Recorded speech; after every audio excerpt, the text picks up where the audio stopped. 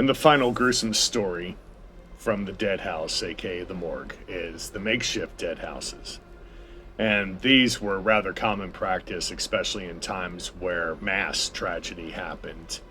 And there was a major accident that happened in Victoria, Australia in 1908 when two trains collided. Several first and second class cars were smashed into pieces, leaving bodies chopped up and mangled amongst the broken wood and ironwork.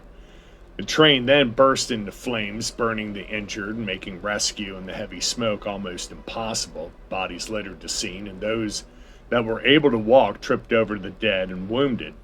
43 people had been killed, 232 were injured. News of the accident traveled fast. Soon the station was flooded with friends and relatives and of those that were on the train. Thrill seekers also turned up with the hopes of catching sight of the gruesome affair. Medical workers and railroad employees rushed to remove those who were still alive in the area. Next, the dead bodies were all taken out, and according to one account, bodies of men and women with their features battered out of recognition and limbs mangled lay about the platform. One, a corpse with the head completely torn off, lay close to the mangled body of a mother and her dead baby still entangled in her arms. The body of a man was hanging up between two of the carriages in that position where the workers had almost an impossible task of actually getting him out.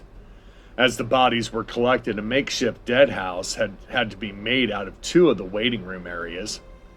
All the furniture was taken out of the room and the bodies were laid side by side. Blood continued to pour out of the fresh wounds and eventually covered the floor. Meager lamps lit the room, exposing the torn clothes and pale faces of the victims as the living shuffled in, 6 at a time, to attempt to reclaim their loved ones.